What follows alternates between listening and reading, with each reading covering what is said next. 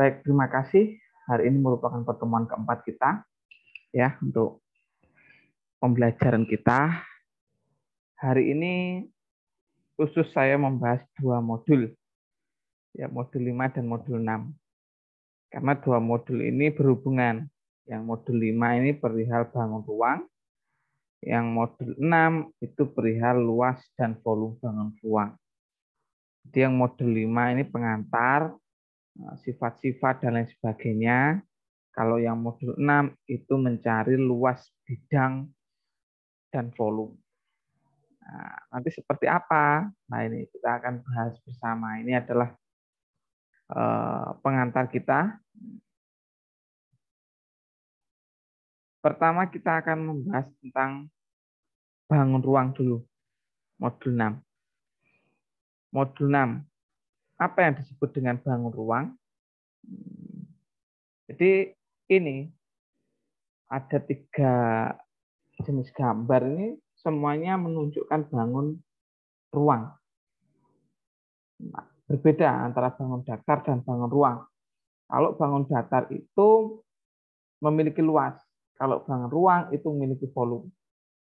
Kalau bangun datar itu ada pada dimensi 2 atau ruang 2, sedangkan pada bangun ruang itu ada pada dimensi 3 atau ruang 3. Lalu untuk bangun datar itu jika ada pada geometri itu di kurva atau di grafik kartesius itu menggunakan sumbu X dan Y. Itu pada bangun datar. Tapi kalau bangun ruang itu X, Y, dan Z. Itu perbedaan antara bangun ruang dan bangun datar. Nah ini pada gambar saudara itu tampil beberapa jenis bangun ruang. Ada banyak. Ada yang dalam bentuk gambar dengan rusuk-rusuknya, ada yang berbentuk pejal, ada yang berbentuk pejal plus rusuk-rusuknya. Nah, ini bisa menjadi acuan saudara, bisa dilihat. Ini merupakan bangun ruang. Nah, sebelum kita beranjak ke bangun ruang dulu, nah, ini kan berhubungan dengan geometri. Jadi kita harus tahu dulu ada 3 istilah yang dalam matematika itu undefined. Undefined itu tidak terdefinisi. Nah, itu ada 3, titik, garis, dan bidang. Ini adalah bagian dari geometri yang tidak terdefinisi. Ini juga merupakan bagian terkecil dari geometri. Yang pertama apa yang disebut dengan titik itu? Nah, titik itu ya undefined. Nah, dalam matematika, titik itu tidak terdefinisikan, tetapi dia diberikan suatu syarat-syarat, diberikan suatu ciri-ciri. Itu titik. Titik hanya memiliki posisi. Titik itu memiliki posisi. Titik itu tidak memiliki panjang, tidak memiliki lebar, dia juga tidak memiliki ketebalan. Lalu seperti apa? Kan gitu. Makanya ini undefined, tidak dapat didefinisikan. Nah, tetapi titik itu direpresentasikan dengan dot. Ini dot. Jadi kalau saudara membuat titik kan ini ada titik. Ini namanya dot. Atau disebut dengan titik.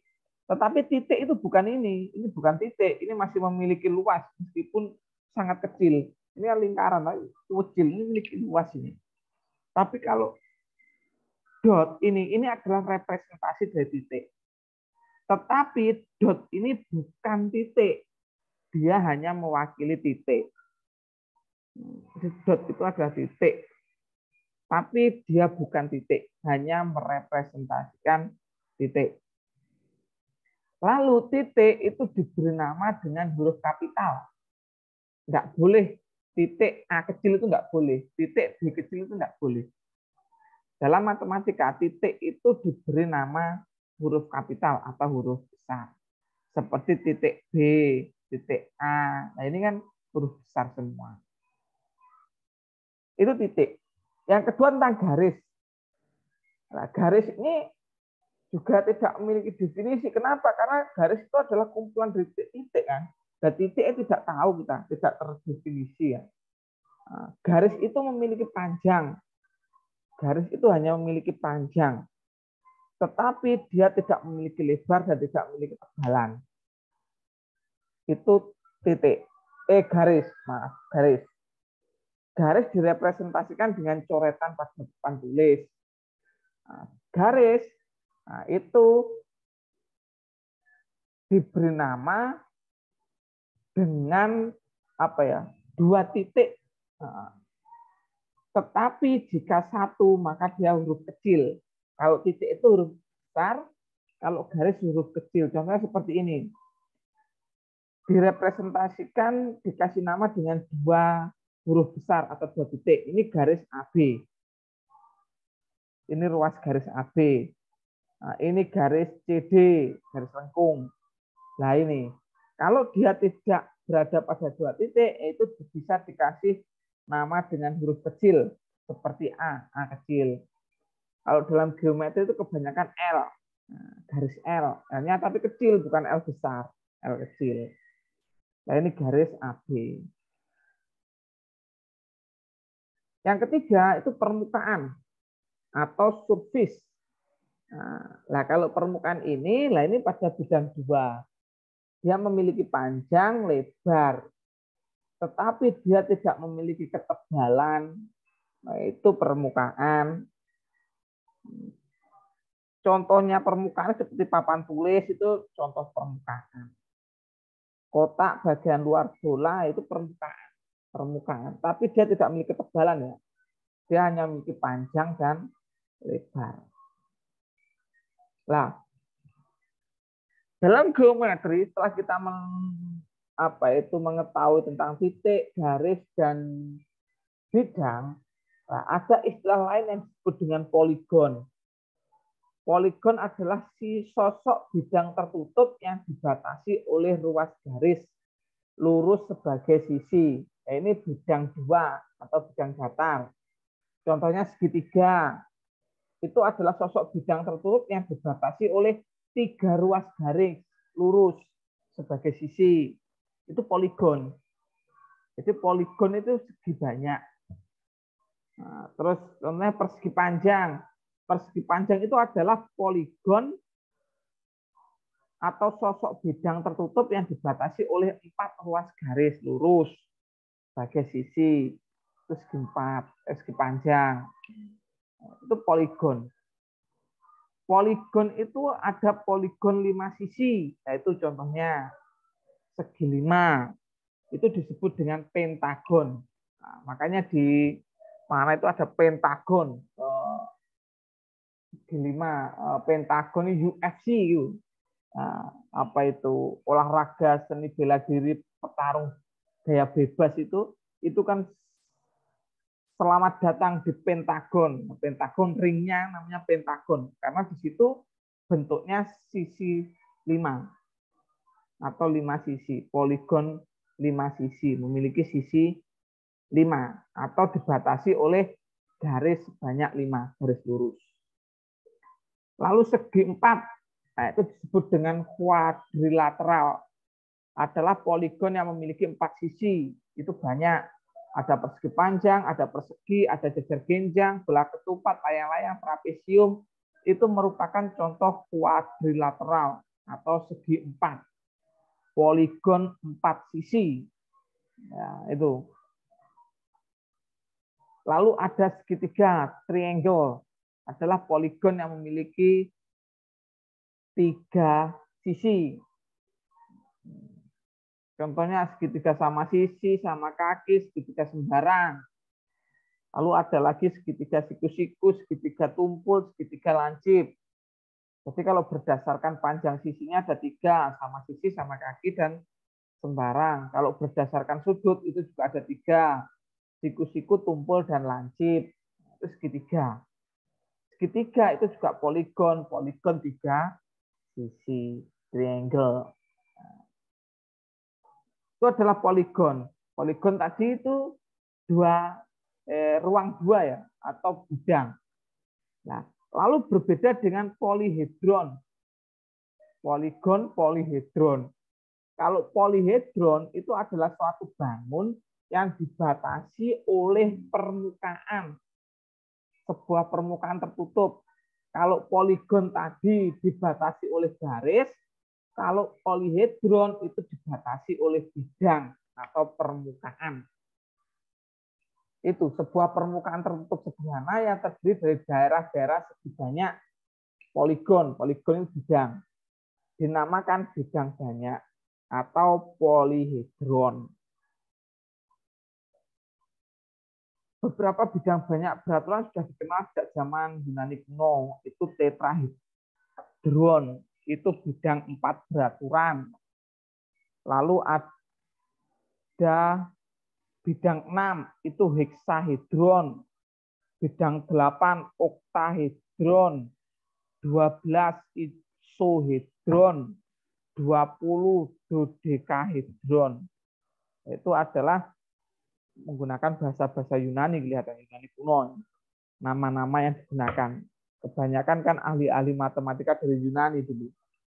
Nah, itu tetahedron, itu bidang 4, bidang 6, 8, 12, 20. Masih ada lagi lainnya.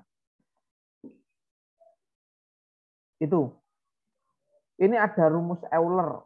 Nah, itu cuma sebatas apa ya? Rumus itu menentukan banyaknya titik sudut, rusuk, dan permukaan.